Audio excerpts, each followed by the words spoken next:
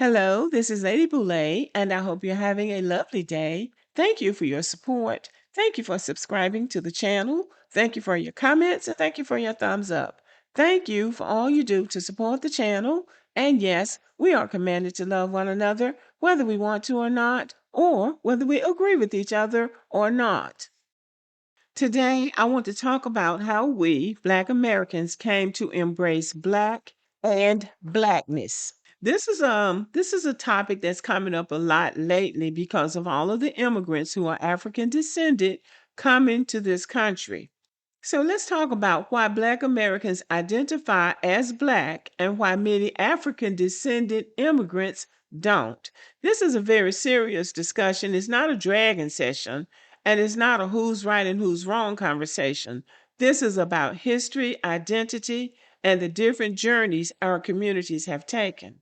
Because the simple truth is, we didn't always identify as Black.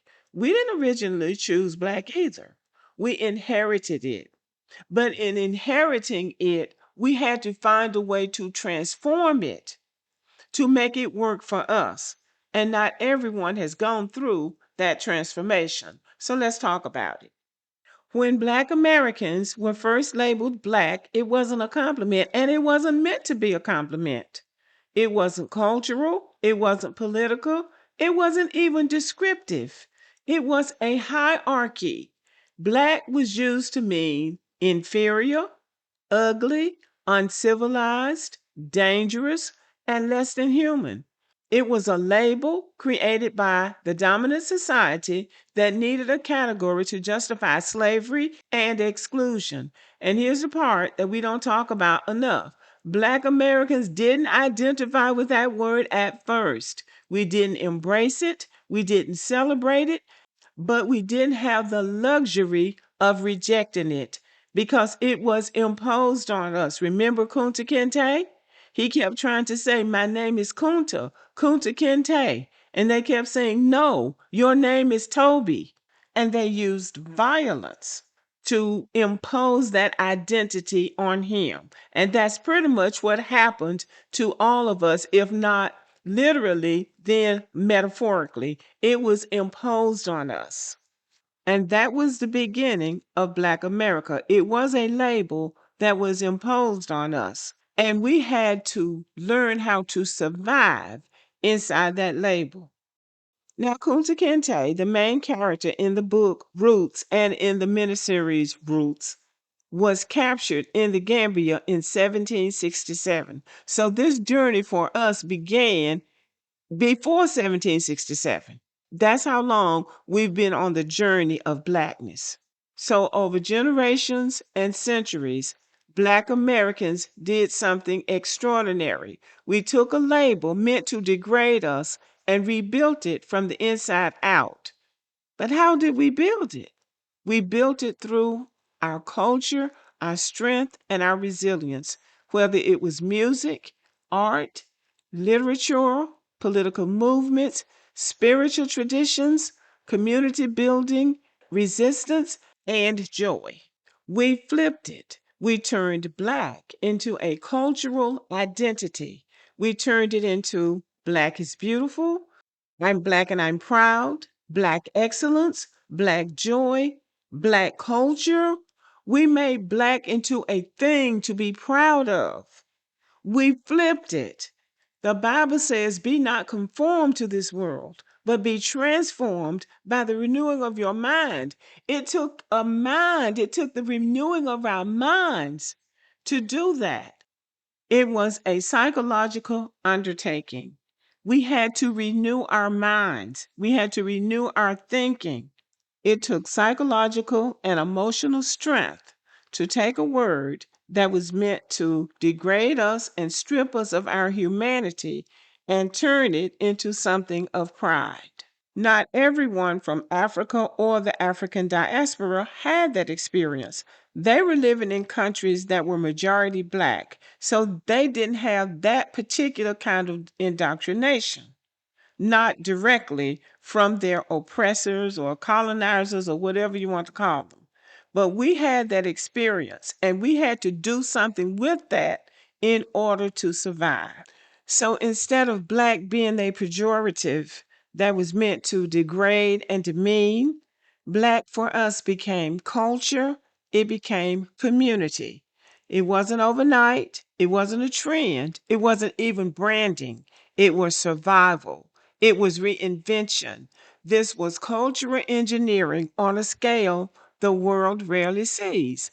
Black Americans didn't just accept blackness, we transformed it. Everybody can't do that. Everybody doesn't have the psychological strength, the emotional endurance, or the power from the divine to take something that's meant for evil and turn it into something good. Now, I feel like being generous, so let's talk about our brothers and sisters across the diaspora.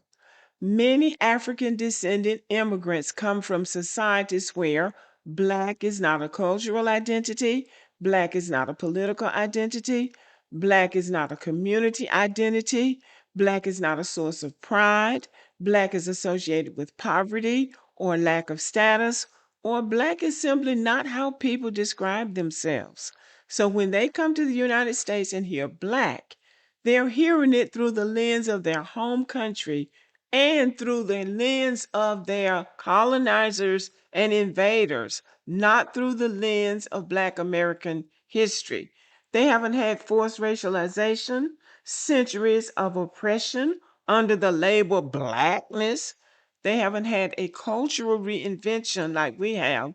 They haven't had political organizing, pride building, or the generational identity work that we've had. So they are coming from a completely different place with a completely different experience. And when some of them say, with the goal of helping us to understand why they don't identify as Black, when they say all of us are Black in our homeland, so we don't just automatically, so there's no need to call yourself Black. I get that. Now, there is a way to say that respectfully, and then there's a way to say it disrespectfully, as if they're putting us down.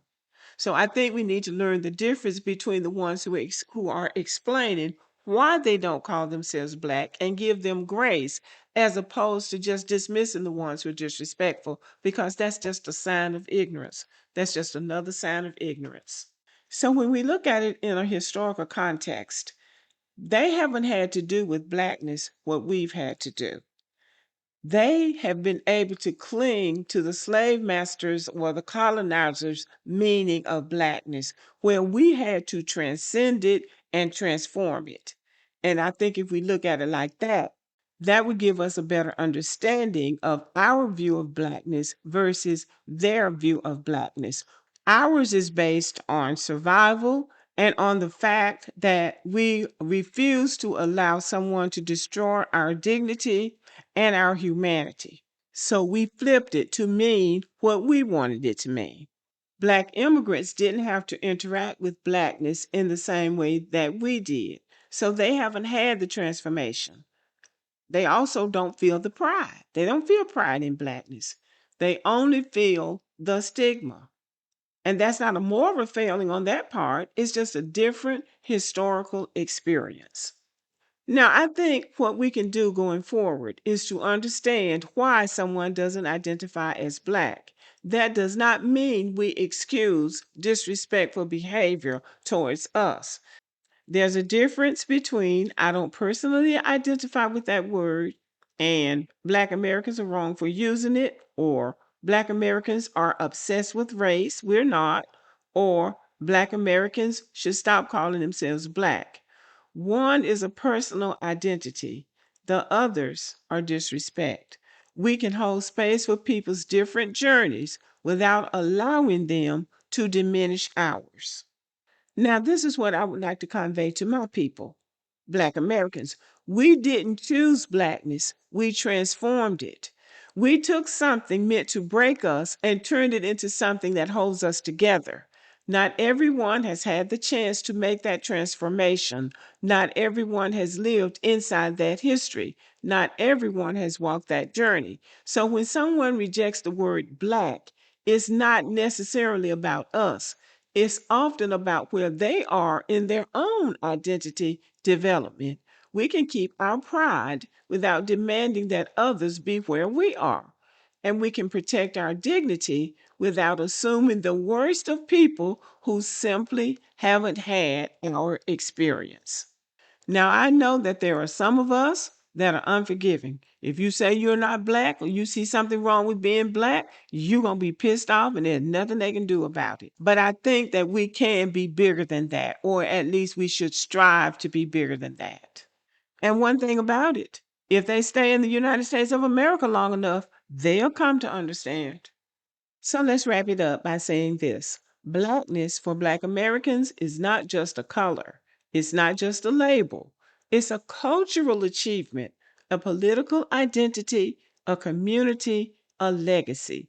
We earned this meaning. We built it, we carried it, we elevated it, and we honor that journey while giving others the grace to find their own. And anyway, by doing all that we've done in America, including transforming the word Blackness, that is why we say we are the blueprint, because we can do things and will do things that other people don't have the psychological strength, power from the divine, or the emotional endurance to do. Okay, y'all, let me know what you think about this video. Give me a thumbs up, keep warm out there, and have a wonderful day.